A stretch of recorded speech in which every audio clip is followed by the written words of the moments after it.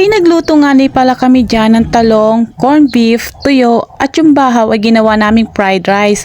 Bago nga kami pumunta sa aming pupuntahin ay syempre kakain muna kami para may laman naman ang aming tiyan. Pagkatapos namin kumain dyan ay syempre pupunta na kami patungo dun sa aming pupuntahan. For today's video mga kapasma ay mangunguha kami ng paros at kohol. Nagdala nga ni sila dyan ng sako at timba at doon nga ni ilalagay yung makukuha na paros at kohol. At dahil nga ni sa kasipagan ko sila na ang pinagbitbit ko ng mga lalagyan. At sabi ko nga sa kanila, ako na lang magbibitbit ng kwento na walang kwenta. Aroy ah. Diyan nga ni pala sa gitna ng tubigan kami pupunta dahil nandun yung kanal na kukuhaan namin ng parus. Akala ko nga dati sa ilog kami mangunguha. Ako nga na nadulas pa dyan, buti na lang walang nakakita. Makipot nga ni ang daan kaya mag-ingat sa paglalakad. Kunting pagkakamali mo siguradong madudulas ka. Enjoy na enjoy nga kami dyan kaya binidyohan ko ang buong paligid. Sino baga namang hindi mag-e-enjoy ay ang ganda ng view. At isa pa, pinagbigyan kami na magandang panahon. Buti na lang makulimlim. Medyo mainit nga lang ang hulab. Kung mainit naman ang panahon, siguradong hindi kami magtatagal dito. Kailangan namin tumawid sa kanal na yan para makapunta kami doon sa kabila. Sabi pa nga ni, malalim daw yung kanal na yan. Kaya ang gawa namin, tumulay kami sa tubo para makatawid kami papunta sa kabila.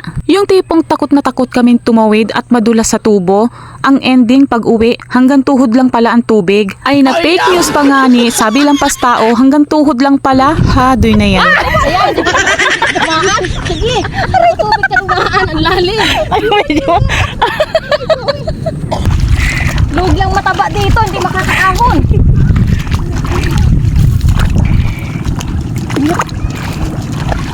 Ano yung inasin mo? Parang masingay.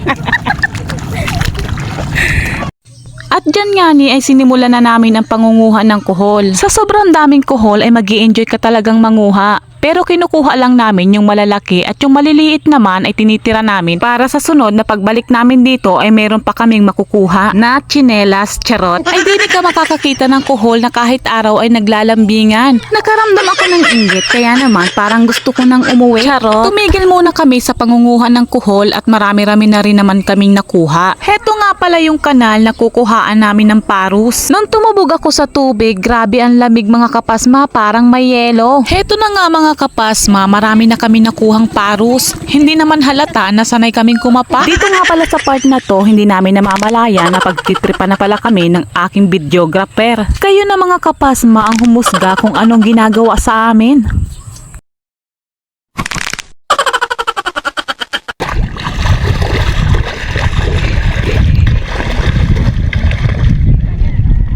Ayun ka. Ba't ano, bigat pala yun.